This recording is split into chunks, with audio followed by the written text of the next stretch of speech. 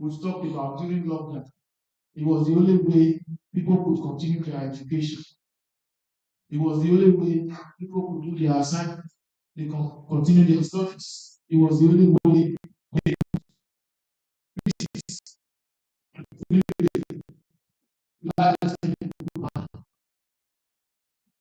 even politics social media became important. Social media has been vital too in education, in politics, in banking, and even in my industry, the healthcare industry. I can't imagine the healthcare industry functioning properly without the use of social media. But when people want to contact each other at work, we rely a lot on WhatsApp for transmission of quick messages.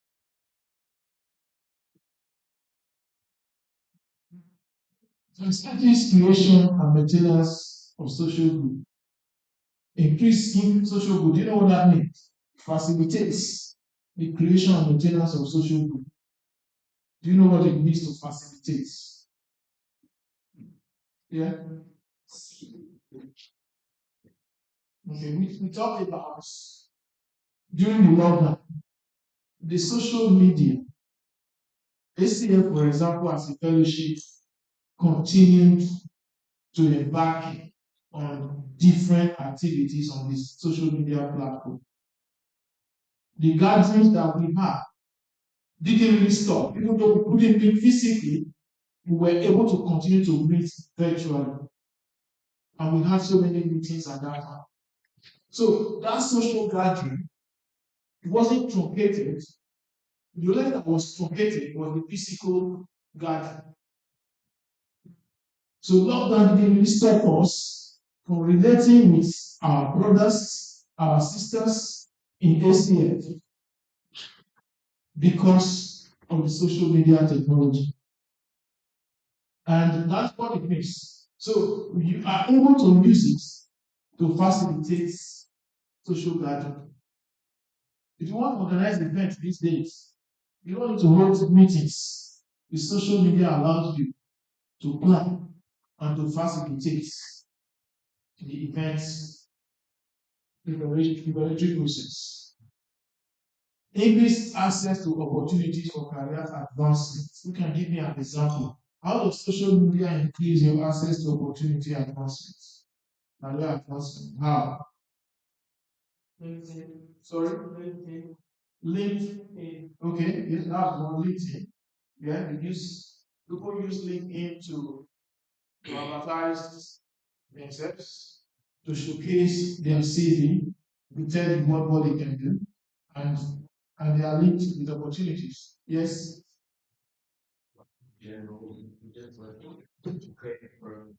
Create a profile. Yeah. Yes, exactly. You want us So with social media, the you audience? don't need to sit down in the classroom No, it's to only learn showing it. things. So there is no excuse. Oh, I can afford the money to face-to-face university. That's why I don't have qualifications. There are so many qualifications you can do online. There are so many certifications you can do online to advance your career. So there are so many things, managerial courses you can do online, leadership courses, leadership training programs that you can do online. Before the advent of social media, we couldn't do any of this. Before the advent of internet and social media, we couldn't do any of this. Even exam these days, you can sit in your house and you write exam, and the examiner is monitoring remotely. We couldn't do that before. So you can actually advance your career without leaving your house. You can stay in your house and have a degree after 12 months or after 3 years, as the case may be, depending on which degree you're studying for. Right. So we can see that advantages of social media. We can see there are lots of advantages of social media. So, which is good. But the opposite, it has an opposite effect as well, depending on how we use it. Depending on how we use it. Who knows that there can be an overdose of social media? Do you know there can be an overdose of social media? Do you believe? If you don't believe, raise up your hand. The youth. You don't believe, raise up your hand. Okay. And do you know what happens when we take overdose? Who has ever taken overdose here? Food, for example. If you take overdose, what happens when you take overdose of food? You were restless. You were tired. Who else has taken? Who else has eaten overdose? You eating overdose. So what was your experience? You start sick. Exactly. Who else? Any other person has eaten overdose? So the rest of you have never eaten overdose. I don't believe you. If you have ever eaten overdose of anything, you know that it's going to get the opposite. But the difference is that the number of people that utilize social media for essence, they are 5 to 10%. They are 5 to 10%. Excessive use of social media. It is not the use that is bad when you use it for positive things. But what is bad is when you use it excessively to the point that you become addicted to it. When you become addicted to it, it is regarded as problematic social media use. Why is it problematic? Who knows why it's problematic? Yeah? It gets in the way of other things. So it becomes people, if you see, it's an addictive behavior because you are using it excessively. You are using it when you are not supposed to. And that's when it becomes problematic. And when it becomes problematic, you know that you are going to struggle. And it shouldn't actually get to the point where social media becomes problematic. When use becomes problematic. And what happens when it becomes problematic? You neglect important obligations. I have to deliberately put that in place so that it stands out. So when use becomes problematic, you are going to neglect very vital and important obligations. For example, you are likely to neglect your relationship with your family and your friends. You are also likely to start lagging behind in your studies. You are likely, if you are working, this is not too early because very soon some of you are going to start working. You're going to graduate from university, you're going to pick up a job. If you become preoccupied, confiscated with social media, you are going to have problems with your employment. And you may even lose your job. When you lose your job, do you know what happens? You lose your means of livelihood. And when you lose your means of livelihood, do you know what happens? It doesn't stop there. Do you know it doesn't stop there? When you lose your means of livelihood, do you know what happens? If you have relatives, if you have friends, if you have families that are dependent on you, do you know what you have just done to them? Hmm? You have just created massive trouble and chaos for the people relying on you. So it can become more and more problematic. The use of social media is good, but the excessive use of social media is bad. If you don't take anything away from this weekend, one thing I want you to have at the back of your mind is how you use your social media and recognize that excessive use of social media is likely to do you greater harm than good. If you recognize that and you know when to stay away from it, you will live a happy man, a happy woman in the future.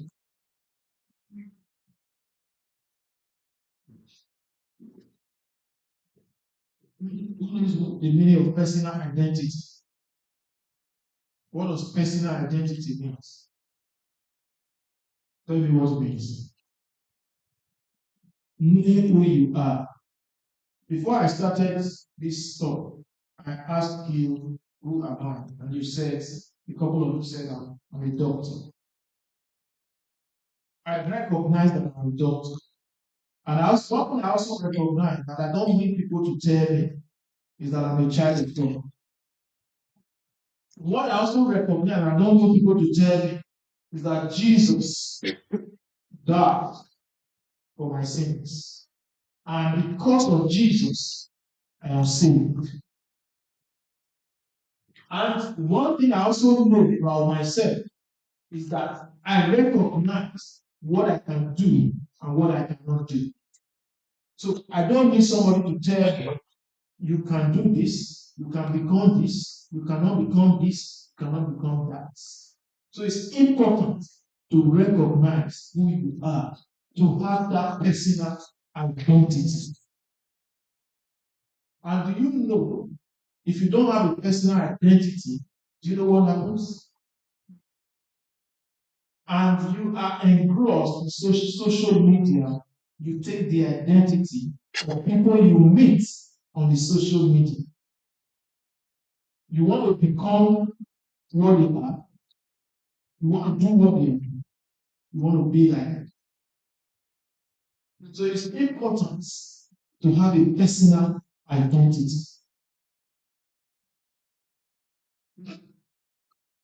Social comparison. What is social comparison? Who can define social comparison?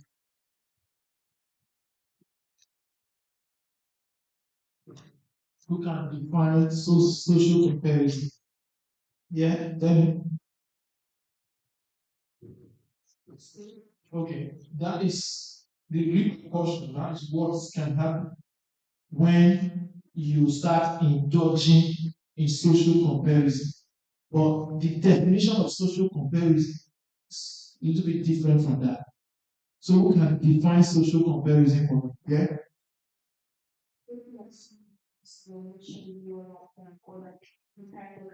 Yes. So you got in the social media, the acts of wanting to be like the person you are seeing in social media.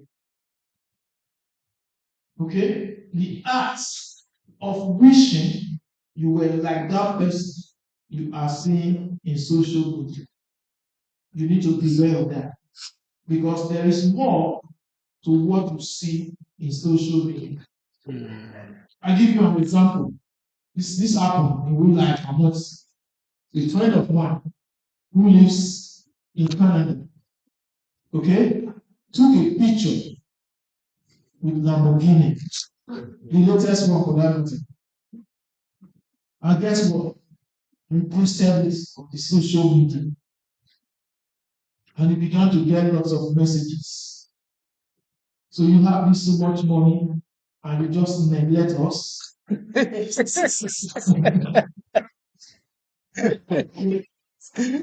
You just forgot us. We didn't know you got this speech. We didn't know you have so much money. Guess what? The Lamborghini was not his. He took picture with the Lamborghini. The Lamborghini actually belonged to somebody who is into American kind of football.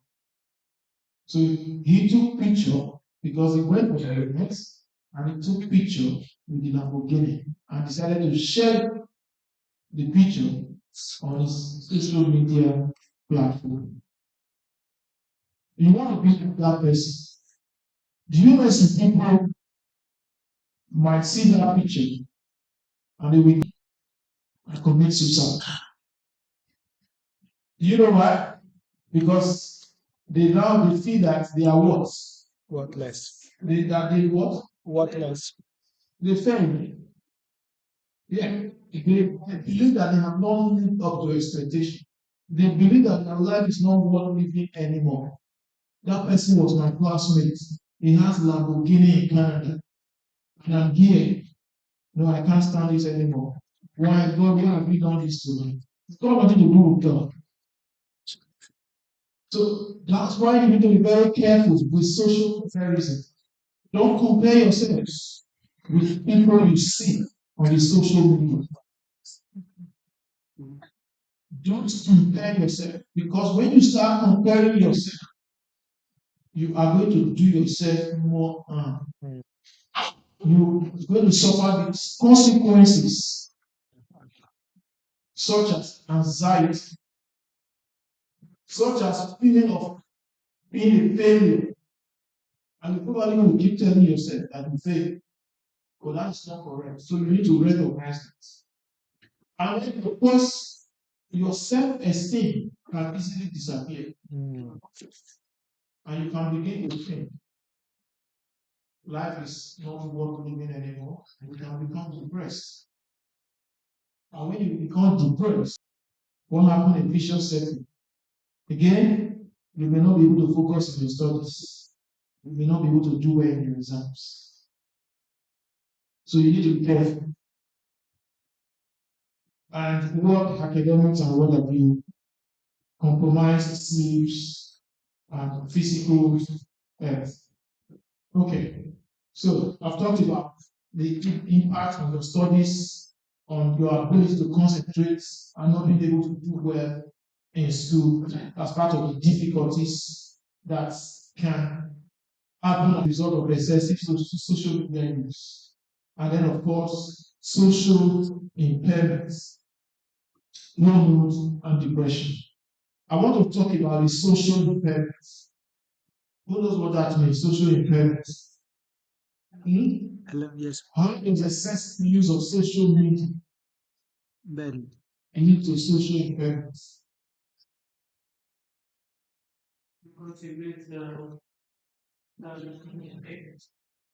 You lose your communication skill. You are not interacting with people. You lose your communication skills. You are interacting with robots. You are interacting with machines. You are interacting with equipment. You're not interacting face to face with people. You lose your communication skills. That's one. You lose your communication skills. Not because you are so engrossed with social media. Because that's what you do when you wake up in the morning. 4/7, imagine you lock yourself in the house. You and your mobile phone or your other gadget or gaming or whatever it is. You're not connecting with people. You're not connecting with people. You're not attending people's events. You're not attending programs that is scheduled, that's face-to-face scheduled programs. You're never there. And do you think that people will get fed up with you at some point? You will lose your friends. You will lose your family connection. And you suddenly discover that you are alone. And you'll be wondering, why is it that nobody calls me anymore? Why would they call you? Because you don't call them anyway. They're not seeing you anyway for months of this. So why would they call you? So you end up isolating yourself from your physical social group. You end up isolating yourself. So this is just statistics, just for you to look at it. I'm not going to dwell so much on it. This is just statistics. Okay, people who self-reported themselves as social media addicts. Okay, by gender. Okay, and then of course, the teens between the age of 13 and 17 who use social media. Can you imagine if you look at the percentages, you can see that That is significant. Facebook, for example, of things. Imagine globally, they are on Facebook. What are they doing? That's the question. What are they doing there? What are they there? Do they need it for business? If you are in use and you're studying, do you need Facebook for anything? Okay. Age 13 to 17. Look at Twitter. You know, I cultivated a habit. If social media is of no benefit to me, it's either physical benefits, material benefits, health benefits, financial benefits, I won't be found there. If it's got religious benefits, I won't be there. That's what you need to, that is the kind of habit you need to cultivate. You need to ask yourself question. What am I benefiting from being here? Is it adding to my life?